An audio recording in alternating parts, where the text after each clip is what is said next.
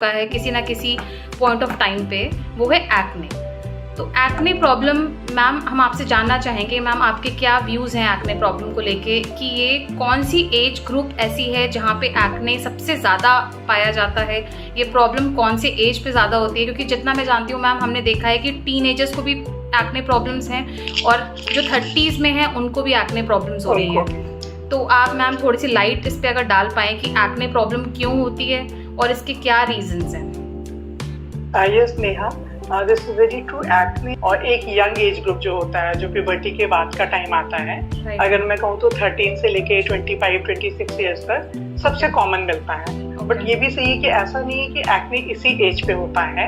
Acne इसके beyond भी after 30 भी, स्पेशली लेडीज में जो हार्मोनल उसकी वजह से होता है, तो वो ज्यादा या तो परसिस्ट करता है, या कई बार लोग कहते हैं कि पहले के यंग एज में मुझे एक्ने नहीं आते थे, अब ज्यादा आ रहे हैं, तो वो परेशान भी होते हैं कि ऐसा क्यों है, पहले तो नहीं आते थे अब आते हैं। उसके कई कारण होते हैं, जैसे यंग एज होता है, जो एडोलसेंट ग्रुप होता है, टीन एज जो होता है, teen age acne commonly body में हार्मोनल चेंजेस आते हैं, उसकी वजह से आता है। इसमें क्या होता है, लड़कियों में ज्यादा यंग एज पे शुरू होता है, पर बहुत सीवियर नहीं होता है, माइल्ड रहता है। जबकि लड़कों में थोड़ा सा लेट शुरू होता है 16-17 पे, और उनमें सीवियर ज्यादा होता है। तो साथ ही क्या होता है कि लड़कों का एक्ने बहुत लंबी एज तक नहीं रुकता है, जबकि लड़कियों में जो एक्ने होता है वो थोड़ा लंबी एज तक जाता है।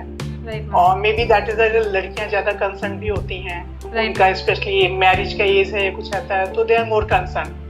दूसरा एक कारण ये हो सकता है कि यूज ऑफ कॉस्मेटिक्स।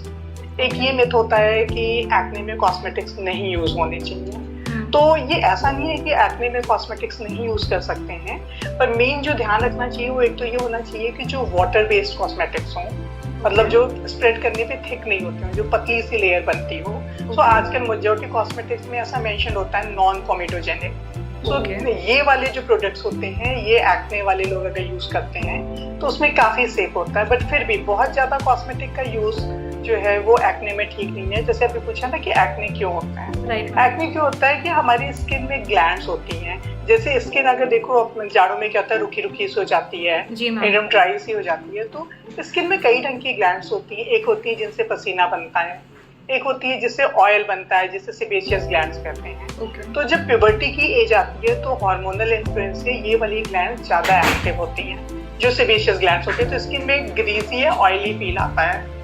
ये ग्रीजी एंड ऑयली फील अगर फ्रीक्वेंट ना जैसे वॉश कर रहे हैं तो उतना परसिस्ट नहीं करता है। तो कई लोगों में फिजियोलॉजिकली भी ज्यादा ऑयल प्रोडक्शन होता है, तो एक वो कारण बनता है एक्ने का। फिर अगर बहुत ऐसी जगह काम कर रहे हैं या ऐसे एनवायरनमेंट में रह रहे हैं जहाँ पे बहुत ऑयली है, ह्यूमिडिटी है, तो उसमें भी क्या होता है कि स्किन की ग्रीजीनेस बढ़ती है, एक वो कारण बनता है। जैसे मैंने बोला हार्मोनल, जो एंड्रोजेंस हार्मोन्स होते हैं बॉडी में, प्यूबर्टी की एज पे आके इनमें चेंजेस आते हैं, तो उसकी वजह से एक्ने बनते हैं। उसके अलावा अगर कॉस्मेटिक का ज्यादा यूज कर रहे हैं तो क्या होता है, जैसे छोटी छोटी बारीक नलियां होती हैं ना, वैसे ही ये जो सेबेशियस ग्लैंड्स होती है, इनकी ओपनिंग स्किन में होती है। और ऐसा स्किन जहाँ पे हेयर होते हैं, जैसे हमारा सर हुआ, चेहरा हुआ, इन जगह जहाँ पे बारीक रोए होते हैं, हमेशा रोए के साथ ही सेबेशियस ग्लैंड्स होती हैं। तो उनमें सीधी सी बात है, जिन एरिया में बालों का या रोए होते हैं वहां पर ही एक्ने भी होते हैं।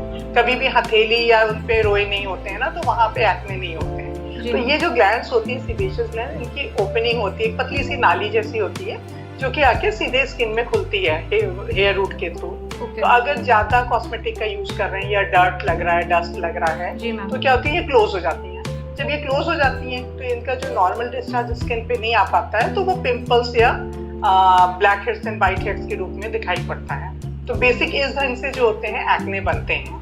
अच्छा, कई लोगों का होता है कि जी हमें तो कभी एक्ने नहीं होते थे, अब होने लगे। जी मैम। तो ऐसा जरूरी नहीं, क्योंकि जीन्स का भी बहुत रोल होता है। अधिकतर देखोगे जिन लोगों को एक्ने होते हैं उनकी फैमिली में भी ब्रदर सिस्टर्स हैं या मदर हैं, उनको एक्ने होते हैं। तो एक जेनेटिक प्रीडिस्पोजिशन भी होता है। ऐसा नहीं है कि 100% लोगों को एक्ने होगा ही, पर जैसे जैसे अर्बनाइजेशन बढ़ता जा रहा है, पॉल्यूशन लेवल बढ़ता जा रहा है, यूजुअली ज्यादा से ज्यादा लोगों में एक्ने मिलता है। हमारे पहले की जनरेशन में और बाद की जनरेशन में फर्क है कि आने वाली जनरेशन में एक्ने का वो ज्यादा बढ़ रहा है। मेट्रो सिटीज में जाओगे तो मेजॉरिटी सभी यंग पीपल के चेहरे पे आपको एक्ने के वो दिखेंगे। एक रोल पॉल्यूशन का भी हो जाता है, जहाँ ज्यादा पॉल्यूशन है वहाँ पे ये क्या होता है, ओपनिंग्स बंद रहती हैं, तो ज्यादा मुहासे बनते हैं। अब एक सवाल जैसे कि लेट एज में एक्ने आ रहे हैं। जी मैम, ये तो मैम कॉमन प्रॉब्लम है। लेडीज में ये बहुत कॉमन होता है कि जी लेट मैम। एज पे एक्ने आ रहे हैं। यस उसका कारण हार्मोनल चेंजेस होते हैं। मैम। कई बार ना तो आफ्टर 30s जो एक्ने आते हैं वो ज्यादातर हार्मोनल जो चेंजेस आते हैं उसकी वजह से होते हैं, या कुछ लोग कुछ मेडिसिन ले रहे हैं जिनमें से एक होता है ओरल कंट्रासेप्टिव जो गर्भ निरोधक गोलियां होती हैं। ओके। तो उनके लेने वालों में भी एक्ने ज्यादा होता है। उसके अलावा और कई ढंग की मेडिसिन होती हैं, जैसे कोई अगर जो होता है ना मानसिक लक्षण होते हैं, झटके आते हैं, एपिलेप्सी कहते हैं, जो लोग उसकी दवाइयां लेते हैं उनमें होता है। पर इन सब के बावजूद अगर मैं कहूँ सबसे कॉमन कारण जो बनता है वो क्या होता है, लोग ना ऐसे ही चाहे तो केमिस्ट से पूछ के, दोस्तों से पूछ के, बहुत सारी क्रीम आती है उनको लगाते हैं क्योंकि उन्हें लगता है इससे उनकी स्किन अच्छी हो जाती है, गोरी हो जाती है। तो अधिकतर उसमें ये स्टेरॉइड क्रीम होती है, और जब भी स्टेरॉइड क्रीम लगाई जाएगी तो वो मुहासे बनेंगे। तो अधिकतर या तो होता है झाई है या सांवलापन है, उसके चक्कर में वो लोग क्रीम लगाते हैं, और उसके बाद वो तो नहीं जाता है, मुहासे अलग से बन जाते हैं। तो ये कुछ चीजें हैं जो आमतौर पर हर कोई कभी ना कभी इसमें फंसता जरूर है, परेशान जरूर होता है एक्ने से। जी मैम, एक और क्वेश्चन आ रहा है माइंड में पूछने के लिए। मैम ये आप जैसे आजकल आपने खुद ही बताया कि नॉन कॉमेडोजेनिक होना चाहिए प्रोडक्ट जो आप यूज कर सकते हो एक्ने में, तो मैम ऐसा कुछ और है जैसे हम सीरम यूज करें या हम क्रीम बेस्ड यूज करें या हम जो क्लेंजर्स या फेस वॉशेस यूज करते हैं आजकल, जो आजकल नीम बेस्ड होते हैं, एलोवेरा बेस्ड होते हैं, तो मैम इसमें से ऐसा कर सकते हैं एकदम नीम बेस्ड है या सैलिसिलिक एसिड बेस्ड है। ये क्या होता है, ऊपर की डेड स्किन को हटाते हैं, तो ये हेल्पफुल होते हैं इनको यूज करना। वैसे ही जैसे सीरम है, क्रीम बेस्ड जब भी होगा अगर वो नॉन कोमेडोजेनिक नहीं है तो वो एक ऑक्लूजन लेयर बनाएगा, उसकी वजह से मुहासे और बनेंगे। तो सीरम में ये चांस नहीं होता है क्योंकि बड़े फ्लूइड होते हैं, सीरम थिक लेयर नहीं बनाता है, तो ये सेफ होते हैं। पर यूजुअली मैं सजेस्ट ये करूंगी कि बहुत ज्यादा अगर जरूरत नहीं है तो ओवर कॉस्मेटिक जैसा यूज नहीं करना चाहिए। आजकल क्या होता है, स्किन केयर के नाम पे कई बार लोग कहते हैं ये यूज करते हैं, फिर यूज करते हैं 4-5 चीजें, इतनी जरूरत नहीं होती है। एक प्रॉपर क्लींजिंग लोशन होना चाहिए जो कि स्किन को ड्राई नहीं कर रहा हो, क्योंकि जब ड्राई होता है तो उसके ऊपर से मॉइस्चराइजर लगा लेते हैं, वो फिर जाके एक्ने में कन्वर्ट करता है। और अगर ड्राई स्किन जैसा नहीं है तो सीरम आराम से यूज कर सकते हैं, कोई दिक्कत नहीं है। पर जिनकी ड्राई स्किन है, कई बार क्या होता है सीरम या जेल बेस्ड चीजें और ड्राइनेस करती हैं, तो उनको वाटर बेस्ड मॉइस्चराइजर यूज करना चाहिए। या सनस्क्रीन यूज कर रहे हैं तो वो भी बहुत थिक सनस्क्रीन नहीं होनी चाहिए, स्पेशली क्योंकि हमारे यहाँ इंडिया में क्या होता है कि साल में लगभग 9 से 10 महीने तो गर्मी का मौसम रहता है, तो उस टाइम पर भी अगर ज्यादा मॉइस्चराइजर यूज कर रहे हैं तो वो मुहासे बना देता है। और अगर किसी को भी है ना थोड़े बहुत भी मुहासे हो रहे हैं तो बजाय कि किसी भी ओवर द काउंटर मेडिसिन लेने के बजाय किसी स्किन के डॉक्टर से मिलके सलाह लेके तब यूज करना चाहिए। या जो भी कॉस्मेटिक यूज करना चाह रहे हैं, बेटर है कि किसी स्किन स्पेशलिस्ट से आप एक बार सजेशन ले लो कि क्या हम ये यूज कर सकते हैं कि नहीं कर सकते हैं। बिल्कुल। बाकी ऐसा कोई नहीं है। स्पेशली मेकअप में क्या होता है, फाउंडेशन। जी मैम। फाउंडेशन क्या होता है, वो ना एक पतली सी लेयर बनाता है और उसके बाद वो स्किन को ब्लॉक कर देता है। तो अगर आपका ऐसा प्रोफेशन है या आपको जरूरत है, आप यूज करिए फाउंडेशन भी, वाटर बेस्ड फाउंडेशन आते हैं, उनको यूज करिए। और रात में सोते समय ध्यान रखिए कि स्किन को ना एक अच्छे क्लेंजर से क्लीन करके फिर हल्का मॉइस्चराइजिंग लोशन या सीरम यूज कर ले। तो इस ढंग से भी एक्ने से काफी हद तक बचा जा सकता है। मतलब आपको रात में पूरा अपनी नाइट रूटीन सेट करना है जिसमें आपको प्रॉपर्ली क्लेंस करना है अपनी स्किन को, क्लेंस करना है। यस, बिफोर बेड टाइम, सोने से पहले प्रॉपर क्लेंस करके फिर जैसे कि रात भर के लिए तो स्किन ना अच्छे से ब्रीथ कर सके। राइट। मैम बाकी एक चीज हाँ बताओ मैम। एक छोटा सा और क्वेश्चन है, जैसे हमारे एक्ने आते हैं, हम आप देखते हो किसी के ब्लैक हेड्स हैं, किसी के व्हाइट हेड्स हैं, तो क्या ये भी एक्ने का ही एक पार्ट है या फिर इनकी एक अलग कैटेगरी है? नहीं, ये एक्ने का ही पार्ट है। जैसे एक्ने या कोई भी चीज होती है ना, फेजेस होती हैं। तो जो ब्लैक हेड्स और व्हाइट्स होते हैं वो एक्ने की फर्स्ट फेज होती है। तो क्या होता है कि जब वो रोम छिद्र जिन्हें कहते हैं, जब वो बंद होते हैं, जब वो बंद हो जाते हैं तो आपको दिखेगा व्हाइट छोटे छोटे दाने, जिनको कि हम लोग व्हाइट हेड्स कहते हैं। तो अगर मेडिकल लैंग्वेज से देखा जाए तो व्हाइट हेड्स क्या है, ये अभी एक्ने बनने वाले हैं। और जो ब्लैक हेड्स होते हैं वो दरअसल वो खुल चुके हैं, इस वजह से ऊपर वो डार्क हो जाते हैं। तो वो क्या है, वो ठीक होते एक्ने होते हैं। ब्लैक हेड्स जो होते हैं वो ठीक हो रहे हैं, और जो व्हाइट हेड्स हैं वो अभी आगे जाके चेंज होंगे। तो ऐसे में यूजुअली सैलिसिलिक एसिड क्रीम या सैलिसिलिक एसिड फेस वॉश जो होते हैं वो उसमें से ही रिस्पॉन्स आ जाता है। ओके, तो मतलब ये सैलिसिलिक बेस्ड अगर हम यूज करते हैं तो हम ब्लैक हेड्स और हाँ, व्हाइट तो हेड्स वो हेल्प करता है, अब एटलीस्ट स्टार्ट फेज में रोक सकते हैं, कर सकते हैं। Yes yes. ओके। और बाकी आपने बताया एक हेल्दी रूटीन होगा तो, और बहुत ज्यादा use of cosmetics is also like not good, it's not good for your skin also. दूसरी एक चीज आती है, लोग बहुत पूछते हैं डाइट। यस, मेरा नेक्स्ट क्वेश्चन एक्चुअली डाइट पे ही था कि हम लाइफस्टाइल में क्या चेंजेस करें या डाइट में, क्योंकि मैम पहले के टाइम पे तो जो डाइट थी वो तो आज कोई फॉलो कर नहीं रहा है। अब इतनी कस्टमाइजेशन के बाद, हाँ जी मैम, जगह को तो it's a very controversial topic की डाइट एंड स्ट्रेस का एक्ने में कितना रोल है। Right ma'am. एक ढंग से कहा जाए तो सम पीपल पे कि नहीं ऐसा कुछ नहीं होता है, बट होता है। क्या चीजें जैसे डाइट, आज अगर ये कहा जाता है कि लो ग्लाइसेमिक इंडेक्स वाले फूड लिए जाएं, जैसे जिसमें ना कार्बोहाइड्रेट और शुगर कम होगा, तो अदरवाइज भी हेल्दी बॉडी के लिए बहुत अच्छा होता है। वाटर इनटेक ज्यादा हो, ज्यादा पानी पी रहे हैं, स्किन हाइड्रेटेड रहेगी, उससे भी आपकी स्किन अच्छी रहेगी, तो एक्ने का चांस कम है। ऐसे फ्रूट्स हैं, वेजिटेबल्स हैं, इन चीजों को कर रहे हैं। दूसरा एक कारण बनता है डैंड्रफ। लोगों को, कई लोगों का हल्का हल्का डैंड्रफ होता है तो उन्हें लगता नहीं ऐसा कुछ।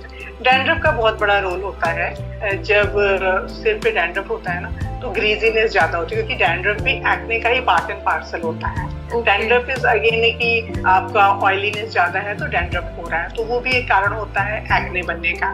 ऐसे कंडीशन में भी जैसे कुछ एंटी डैंड्रफ शैम्पू यूज कर सकते हैं या कुछ होम रेमेडीज यूज कर सकते हैं, तो वो एक्ने को बढ़ने नहीं देगा।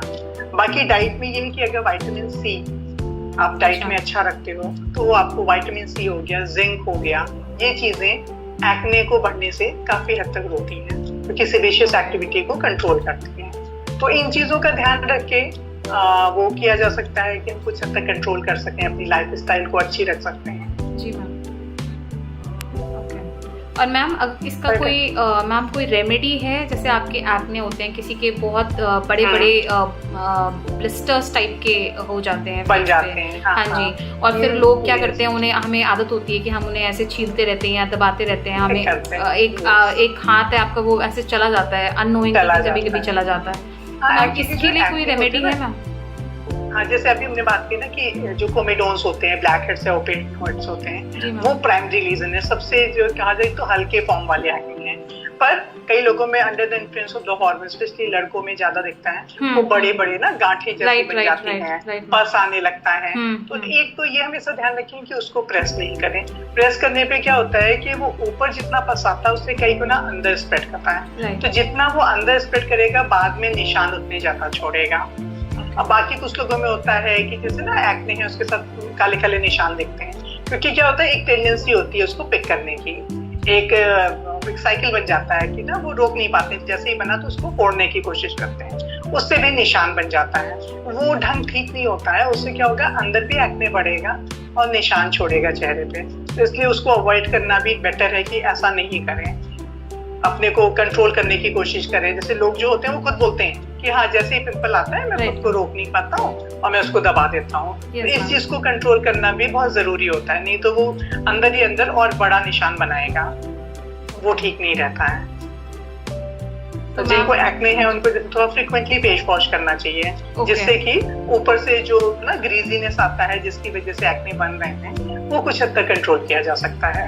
मैम इसका भी कोई रूल है कि आपको फेस वॉश मतलब जैसे बोलते हैं 2 times a day एटलीस्ट करना चाहिए, तो एक्ने प्रोन स्किन में ऐसा कोई लिमिटेशन है या ऐसी कोई नंबर ऑफ? नहीं, ये सही है 2 times का। जैसे जब एक्ने का जो लोग ट्रीटमेंट ले रहे होते हैं तो उनको तो मैं बताती ही हूँ कि आप ना 2 बार 3 बार वॉश करोगे। पर क्या होता है, हमारे यहाँ सीजन बहुत चेंज होता है, तो विंटर में अगर कई बार फेस वॉश कर रहे हैं वो ड्राइनेस होती है, ऊपर से मॉइस्चराइजर लगाते हैं तो वो एक विशियस सर्कल बनता है कि और एक्ने आते हैं। बट आइडियली अगर 2 बार फेस वॉश कर रहे हैं तो that is good enough, specially evening में जब बाहर से वापस आते हैं तो बाहर का डस्ट पॉल्यूशन होता है, तो एक अच्छा स्क्रबिंग वाला फेस वॉश अगर यूज करते हैं तो it gives a good this.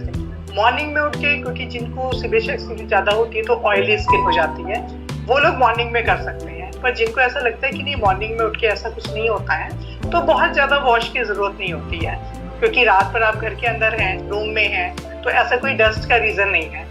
अगर ऑयलीनेस नहीं हो रहा है तो मॉर्निंग में आपको इतना ज्यादा जरूरत नहीं होता, जब आप बात ले रहे हैं तब आप एक बार यूज कर सकते हैं बस। Okay right